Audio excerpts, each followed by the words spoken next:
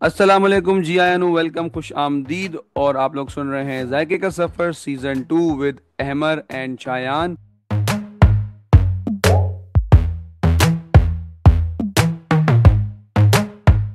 तो जनाब, हमने आप लोगों से कहा था कि हम मुमकिन है कि या तो जॉनरा चेंज कर लें या शो ही चेंज कर लें, लेकिन जो आपका फीडबैक हमें मिला वो बहुत ही काबिल सताइश था।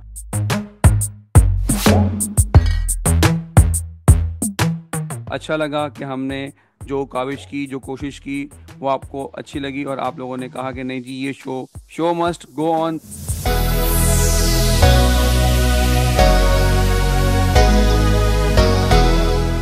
तो जनाब, हमने इस सीज़न में वापस आने का सोचा और we are back with new dishes, new suffer.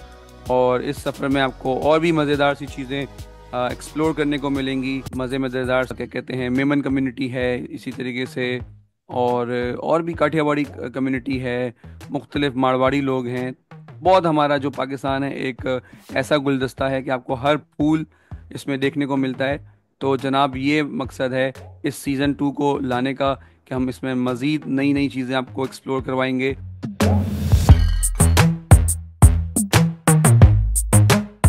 As usual आप मुझे बताइएगा कि आपका लास्ट वीक कैसा गुजरा और क्या क्या किया, अच्छा गुजरा, नहीं गुजरा, कुछ नया ट्राई किया कि नहीं किया।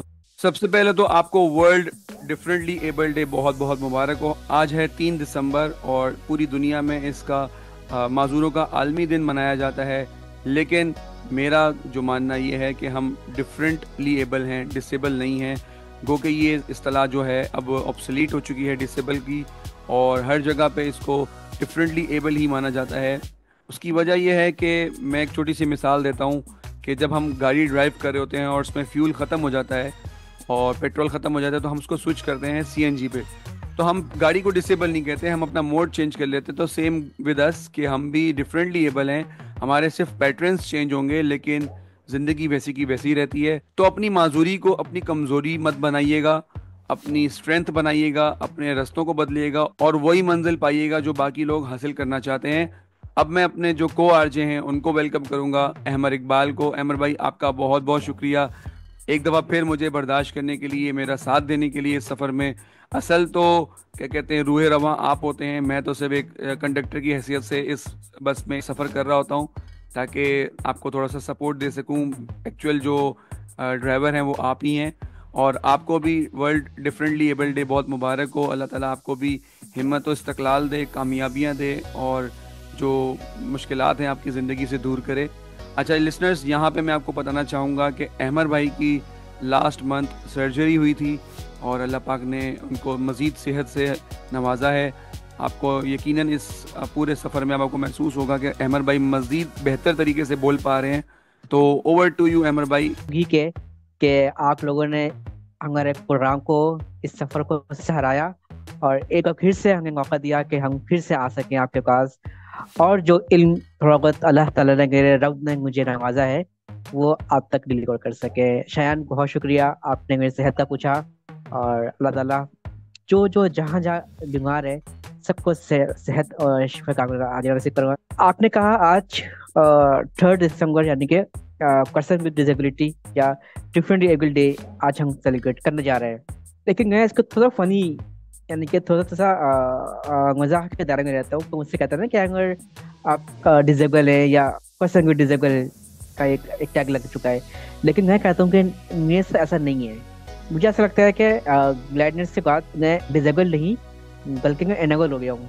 पहले से मजीद चीजें मेरे अंदर आ चुकी हैं, मजीद एक जो जैसे कहते हैं ना कि मैंने अपने आप को एक्सप्लोर किया है। और जो जो सलाहियतें अल्लाह ताला ने, मेरे रब ने मुझे नवाजा है, यानी कि हफ्ते में 2 से 3 दिन या 4 दिन हम फास्ट फूड की तरफ जाते हैं, ऐसा नहीं करना चाहिए। क्योंकि देखें, पानी जो है ये भी अल्लाह ताला की एक अजीम नेमत में से एक नेमत है। यही पानी हमारे लिए जहमत बन सकती है, क्योंकि एक लिमिट है कि हम अपने जिस्म में तकरीबन रोजाना 8 से 9 गिलास पानी पी सकते हैं। लेकिन यही पानी अगर हम 15 गिलास या इससे ज्यादा अगर हम पी लें तो यही कहानी हमारे लिए जहमत बन सकती है, यानी कि नुकसान पहुंचा सकती है, हमें यही कहानी बीमार कर सकती है। तो हर चीज़ का एक लिमिट है। एतदाल के तौर पर लेकर हमें चीज़ें यूज़ करनी चाहिए, खानी पीनी चाहिए। फास्ट फूड खाना चाहिए लेकिन एक लिमिट में रहकर। बिल्कुल दुरुस्त अच्छा। फरमाया अहमद भाई आपने कि हर चीज की एक्सेस आपको नुकसान दे सकती है। इवन मैं मिसाल देना चाहूंगा कि इबादत की एक्सेस भी आपको, मतलब बहुत ज्यादा इबादत करना भी एक अच्छी बात नहीं है। हमारे परवरदिगार ने फरमाया कि भाई दीन और दुनिया को बैलेंस लेके चलो। तो ये बातें तो चलती रहेंगी हमारी। और आप लोग हमें सुन रहे हैं www.naisuba.org/रेडियो पे। और प्लीज ये लिंक जल्दी जल्दी के, बहुत बीमारियों का इलाज भी है। अल्लाह ताला ने कहा है कि मौत के अलावा हर मर्ज का इलाज है कलौंजी के अंदर, और कलौंजी अपने खानों के अंदर जरूर शामिल किया कर रहे हैं। तो शयान, स्टार्ट करते हैं आज का सफर, सीजन 2 का पहला सफर, यानी कि सुबह का नाश्ता, हलवा पूरी। अच्छा, आज के सफर में हम पूरियां तैयार करेंगे, और इसकी कुछ खास इंग्रेडिएंट्स हैं और खास ट्रिक्स हैं। बहुत सारी गलतियां जो हमारे घर में खवातीन या मर्द हजरात जब कुकिंग करते हैं, हलवा पूरी बनाते हैं, और फिर वो कहते हैं कि हमारी जो पूरियां हैं ये सोधी नहीं हुई, कड़क रह गई, और हम जब इसको तोड़ते हैं तो ये बिल्कुल एक काकल की तरह सख्त हो जाती है। और कुछ की ये शिकायतें होती हैं कि हमारी पूरियां जो है ना वो रेज नहीं होती हैं, फूलती नहीं है। इसमें दो सिचुएशंस होती हैं, या तो बहुत ज्यादा कड़क हो जाती हैं, अकड़ जाती हैं, पापड़ बन जाती हैं, या फिर बिल्कुल ही पिलपिली नरम सी, ऐसा लगता है कि हम हलवा पूरी नहीं कुछ और ही कोई चीज खा रहे हैं, क्रिस्पी पना नहीं आता। ऐसा ही है शयान, बिल्कुल ऐसा ही है। ये क्यों होती है, इसकी वजह क्या है, आज हम कंप्लीट डिटेल्स जानेंगे। इसके अलावा हम आज सीखेंगे सूजी का हलवा और तरकारी। जैसे कि शयान ने कहा हमको चने की तरकारी नहीं पसंद, जो कि पर्सनली मुझे भी नहीं पसंद। मुझे आलू की तरकारी, उसके ऊपर थोड़ा सा जो रायता या अचार डालकर खाने में मुझे बड़ा मजा आता है। तो शयान, स्टार्ट करते हैं आज का सफर। पूरियाँ। अच्छा, पूरियों के लिए जो मेन इंग्रेडिएंट्स हैं, अक्सर हम क्या करते हैं कि मैदे से जो है ना अपनी पूरियां तैयार करते हैं। यहाँ कर मैं आपको बता दूं, यहाँ आपने मैदा इस्तेमाल नहीं करना, यहाँ कर हमने इस्तेमाल करना है सफेद आटा। ठीक है। अक्सर हम क्या करते हैं कि मैदे का इस्तेमाल करते हैं, इससे होता ये है कि हमारी जो पूरियां हैं वो सख्त हो जाती है, बहुत ज़्यादा क्रंची हो जाती है। उसको हम तोड़ते हैं और फिर वो चूर हो जाती है, फिर उसको खाने में भी इतना मज़ा नहीं आता। तो यहाँ पर हम सबसे बड़ी गलती ये करते हैं कि हम मैदा का इस्तेमाल करते हैं। हाँ, अब मैदा का इस्तेमाल भी कर सकते हैं, लेकिन उसका भी तरीकेकार है, वो मैं आपको आगे जाकर बताऊंगा। सबसे पहले हमने लेना है सफ़ेद आटा। तकरीबन आप 4 कप ले लें या 2 कप ले लें। आटे को आपने पहले इसको छानना है अच्छी तरीके से, ताकि इसके अंदर किसी किसी की हशातुल अर्ज, यानी कि अक्सर क्या होता है कि लोग आटे को रख देते हैं और उसके नीचे जो है ना छोटे छोटे से बारीक से कीड़े आ जाते हैं। तो कीड़े को आपने छान कर निकालना हो। कीड़े को मतलब ऐसा नहीं है कि कीड़े पड़ना कोई खतरनाक बात है, ये हर जगह होता है ये, लेकिन इसको आप अपने खाने से निकाल सकते हैं, यानी कि खाना बनाने से पहले आप उसको अलग कर लें। अच्छा, इसके अंदर छोटे छोटे से एक मोटे मोटे से पीसेस भी होते हैं आटे के, तो ये ताकि अलग हो जाए। तो बिल्कुल स्मूथ डो हमने सिकुड़नी है। अच्छा, आटा जब आप छान लें तो इसके अंदर आपने अपने टेस्ट के हिसाब से नमक शामिल करना है। अक्सर मैंने देखा है कि आटों के अंदर दही भी शामिल करते हैं और कहते हैं कि ये थोड़ा सा स्मूदी हो जाता है। इससे बेहतर है आप दही भी शामिल कर सकते हैं, कोई पाबंदी नहीं है। लेकिन बात औकात ये होता है कि दही हमारे घरों के अंदर मौजूद नहीं होती है, या अगर होती है भी तो पुरानी दही होती है, खट्टी दही होती है। तो हमसे गलती ये होती है कि पुरानी दही, खट्टी दही को डाल देते हैं अपने इस मैदे के अंदर, यानी कि आटे के अंदर, और फिर से भून देते हैं। फिर बोलते हैं कि यार सही नहीं बना, क्यों, दही खट्टी हो जाती है। तो इसका बेहतरीन हल ये है कि आपने इसके अंदर तक 2 चम्मच, खाने के चम्मच के बराबर घी शामिल करना है, और फिर इसको नीम गर्म पानी से गूंदना है। अच्छा, याद रखें यहाँ पर इसके अंदर किसी किसी और लवाजमात शामिल नहीं करेंगे, न बेकिंग सोडा न बेकिंग पाउडर, कुछ शामिल नहीं करना है इसके अंदर। सिर्फ आपने नमक, घी या फिर 1 खाने के चम्मच के बराबर अगर फ्रेश दही है तो वो शामिल करेंगे। नीम गर्म पानी से आपने इसको गूंदना है, इसकी डो बनानी है। जब इसकी डो तैयार हो जाए तो हमसे एक गलती यहाँ पर और होती है, हम डो बनाते ही इसके पेड़े बना लेते हैं, और पेड़े बनाते ही इसके हमने बेल कर और पूरियां तैयार कर लेते हैं। ये गलती नहीं करनी है यहाँ पर। आपने जब भी आटा गूंदे, चाहे पूरी के लिए हो चाहे रोटियों के लिए हो, आप पराठे बनाए, जब भी आटा गूंदे, आपने आटा गूंदने के बाद तकरीबन आधे घंटे के लिए आपने इसको छोड़ना है, इसको रेज करना है, यानी कि इसके अंदर जो खमीर का अमल है उसको लेकर आना है। इसका तरीकेकार क्या है, आपने आटा गूंदना है, इसके ऊपर ऑयल यानी कि कुकिंग ऑयल जो है इसके चंद कतरे डालने हैं, इसके ऊपर अच्छे तरीके से फैलाना है। और प्लास्टिक की जो पन्नी होती है, प्लास्टिक का जो एक प्लास्टिक होता है, वो इसके ऊपर रख कर आपने कवर कर कर आपने आधे से 1 घंटे के लिए छोड़ देना है। इसके अंदर जो खमीर का घोल होगा ये बहुत फायदेमंद है। ये इसका जायका अलग है, और आटा गूंदने के फौरन बाद आप इसको बनाएं तो उसका जायका बहुत डिफरेंट आएगा। ठीक है, इसमें जमीन आसमान का फर्क आप देखेंगे। तो जब ये बन जाए तो शायद आपने भी ये चीज नोट की होगी, जब भी आप बाहर पूरियां लेने जाएं तो ये क्या करते हैं, आटे को खींचते नहीं है, पूरियों को काटते हैं, क्योंकि इस क्रैकर से या छुरी की मदद से इस डो को कट करते हैं। और कट करने के बाद बहुत एहतियात से ये जो है ना अपने 2 उंगली और अंगूठे की मदद से इसको तोड़ते हैं। आपने ये बात नोट किया, कभी कभी देखा होगा आपने? जी, ये हाथ से कटिंग नहीं कर रहे होते और प्रॉपर किसी कटर से कट कर रहे होते हैं डो को। अच्छा, असल में हम लोग कभी जानने की कोशिश करते हैं कि ऐसा क्यों करते हैं। कभी भी आटा जब भी आप गूंदें, रोटी बनाएं, पेड़े बनाएं, तमाम उन खवातीन से भी गुजारिश है और मर्द हजरात जो रोटी बनाते हैं, रोटी के आटे को जो है खींचते नहीं है।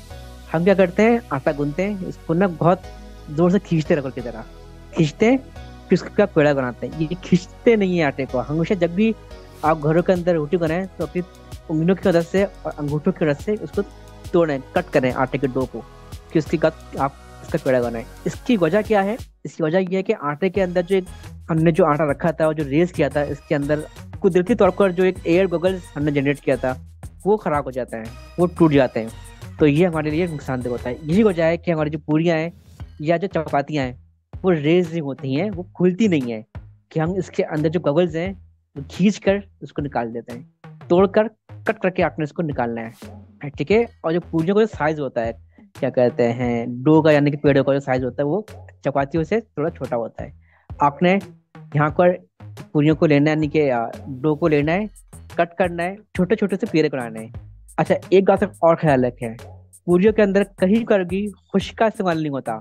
खुश्क का क्या होता है, जब हम रोटी गूंथते वक्त या रोटी बनाते वक्त जो ड्राई फ्लोर जो होता है, जो आटा हम अपने क्या कहते हैं बेलन के ऊपर, जहाँ जिसका हम रोटी बेल रहे होते हैं उस पर लगाते हैं, यहाँ पर कहीं कर भी ये खुश्का शामिल नहीं करेंगे, ऑयल शामिल करेंगे। यानी कि अगर आपने डो को तोड़ना है, कट करना है, उसके ऊपर भी ऑयल होना चाहिए, आपके हाथ में भी ऑयल होना चाहिए। कंप्लीट इसको ऑयल से आपने ग्रीस करना है और बहुत एहतियात से आपने तोड़ना है। इसके पेड़े बनाने हैं और पेड़े बनाने के बाद आपने इसको तकरीबन 10 मिनट के लिए छोड़ देना है, ठीक है। इसके ऊपर हल्का सा ऑयल लगाकर फिर आपने इसको बेलना है। बेलने के लिए भी ये तरीकाकार है, जो बेलन होता है उसके ऊपर भी ऑयल लगाना है, और जो चौकी होता है यानी कि इसके ऊपर हम बेलते हैं, इसके ऊपर ऑयल लगेगा, बिल्कुल हल्का सा ऑयल। और फिर इस ऑयल के साथ आपने इसको बेलना है और बेल कर हमने गोल सा एक पूरियां बना लेनी है। एक गलती हम और करते हैं यहाँ पर, हम बहुत ज्यादा मोटी पूरी बना लेते हैं। जब मोटी पूरी बनाते हैं, जैसे हम फ्राई करते हैं तो ये फूलती नहीं है, ये कचौरी की तरह नरम हो जाती है, और फिर हम बोलते हैं ये क्या हो गया। ठीक है, आपने बिल्कुल बारीक और पतली सी जो है ना ऐसी इस पर जो है ना रोटी को रखना है, और फिर आपने जब दे लेना है। एमर भाई, मुझे दुरुस्त कीजिएगा कि कुछ ऐसे बैक्टीरियाज भी होते हैं कि जो हमारे लिए फायदेमंद होते हैं, ऐसे ही जैसे कि अगर हम दही की बात करें, आपने भी जिक्र किया कि जी दही डालना है इसमें, तो हमारे पास कुछ ऐसे बैक्टीरियाज भी होते हैं कि जो फायदेमंद होते हैं। जैसे अगर हम पिज्ज़ा की बात करें तो हम उसमें यीस्ट डालते हैं, यीस्ट भी एक बैक्टीरिया है। सेम गोज विद जब हम दही जमा रहे होते हैं तो वो एक बैक्टीरिया होता है जो रातों रात क्या कहते हैं ग्रो करता है और वो दूध को दही की शक्ल में कन्वर्ट करता है। सही है? बिल्कुल ऐसा ही है। अच्छा, मैं एक अहमद भाई, आपने बिल्कुल सही कहा कि जब हम बाहर जाते हैं तो उनकी कढ़ाई से शदीद किस्म का धुआं भी निकल रहा होता है, ऐसा लग रहा होता है कि तेल जल गया है, क्योंकि हम अक्सर अपने जो घर में फ्राइंग कर रहे होते हैं उसमें ये कोशिश करते हैं कि ऑयल को ज़्यादा गर्म ना करें, ऑयल में से धुआं ना निकले। लेकिन आपने ये ट्रिक बताई है कि जी जब पूरियाँ तल रहे हों तो आपका जो ऑयल है वो बहुत शदीद गर्म होना चाहिए जिसमें से धुआं निकल रहा हो। तो ऐसे ही होता है, उसके साथ फिर यही होता है कि जी विद इन, मैंने इसको अक्सर नोट किया, मतलब मैंने एक दफ़ा काउंटिंग भी की थी, तो 3 से 4 सेकंड बस, इससे ज़्यादा पूरी को नहीं फ्राई करते। मैक्सिमम भी अगर गए तो 5 से 6 सेकंड चले गए, अदरवाइज बस वो क्या करते हैं, पूरी फेंकी, उसको डिप किया, उसमें हल्का हल्का सा ऑयल फेंका और निकाल लिया बस। तो ये विद इन 10 सेकंड के अंदर अंदर सारा प्रोसेस हो जाता है, सही है? बिल्कुल ऐसा, ये मैक्सिमम मैक्सिमम बता रहा हूँ 30 सेकंड, इससे ज्यादा पूरी को टाइम नहीं देते हैं। मैक्सिमम 30 सेकंड में, 30 सेकंड बहुत बता रहा हूँ मैं, यानी कि एंड 30 सेकंड है, इससे ज्यादा पूरी को लेकर नहीं जाते हैं। और फन फ्राई होता है ये। आपने क्या करना है, पूरी को डालना है ऑयल के अंदर, प्रेस करना है, और वो एहतियात से आपने ऑयल को हल्का कैसे पूरी के ऊपर डालना है कि पूरियां खुल के ऊपर आ जाती हैं। जैसे खुल के ऊपर आ जाए, आप हल्का सा उसको पलटना है, और 3-4 सेकंड के बाद आपने इसको फिर बाहर निकाल लेना है। ये पूरियां हमारी तैयार हो चुकी हैं। ना ये पूरियां सख्त रहेंगी, ना इसके अंदर ऑयल होगा। ये बहुत ही नरम मुलायम सी और बहुत ही जबरदस्त किस्म की पूरियां हमारी तैयार हो चुकी हैं। शायद अब नेक्स्ट स्टेप क्या है? नेक्स्ट स्टेप ये है हलवा। हलवा पूरी मशहूर है, इसके अंदर तकरीबन 1 पाव के बराबर, यानी कि 1 पाव सूजी है तो 1 पाव घी शामिल करेंगे इसके अंदर। आधा किलो सूजी है, आधा किलो घी, जितनी सूजी होगी उतनी घी शामिल करेंगे, ये रेशो है। और इससे डबल चीनी शामिल होगी, तो ये याद रखिएगा। घी शामिल करने के बाद आपने 3 से 4 अदद छोटी इलायची, इसको आपने हल्का सा ऊपर से तोड़ना है, और आपने अपने सूजी घी के साथ इलायची शामिल करना है और उसको अच्छी तरीके से भूनना है।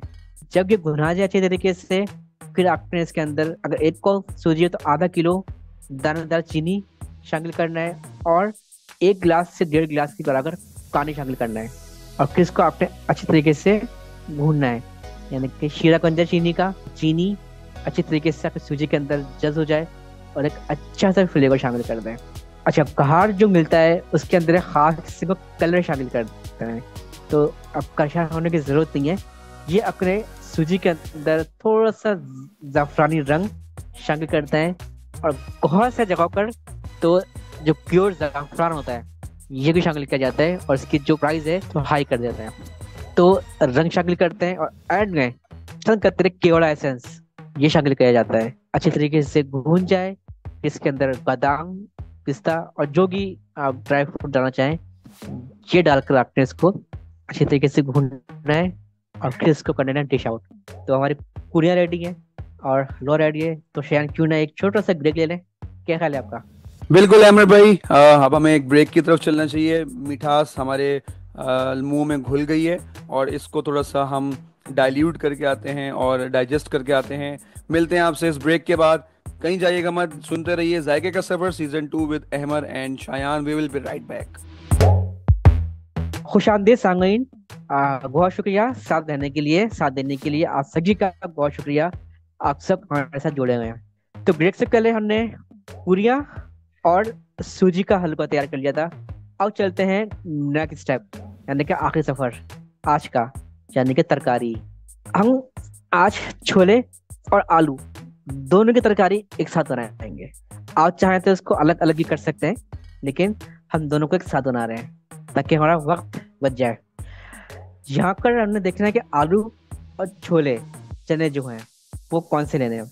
कोशिश करें वो आलू का इंतखाब करें जो बहुत ज़्यादा मीठे ना हो।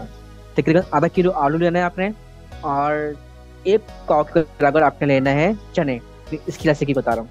अच्छा, मार्केट में जो चने मिलते हैं बड़े चने, वो तकरीबन 6 mm के या 8 पॉइंट समथिंग mm के होते हैं। जो हमारे देसी चने जो होते हैं वो असल होते हैं 9 mm, यानी कि थोड़े से मोटे होते हैं, थोड़े से बड़े होते हैं। तो आप किसी अच्छे मॉल में जाकर उनसे बोले कि 9 mm के जो है ना वो चने दे दें, तो वो आपको दे देंगे। तो कोशिश करें कि 9 mm के चने। सरकार ये चने हैं कि गोलियां हैं? कि 9 mm की गोली दे दो भाई। ये आपने बहुत अच्छा कहा, बिल्कुल। ये चने हैं, और चने घी जो है ना डिफरेंट साइज के मिलते हैं मार्केट में। आप कभी जाए, आप देखें, चेक करें, तो इसको साइज लिखा होता है। 6 mm, 4 mm, 3 mm के मिलते हैं। तो बेहतरीन है, 9 mm के थोड़े से बड़े होते हैं, और ये इसका जायका बहुत डिफरेंट होता है, और ये देसी चने भी कहा जाते हैं इसे।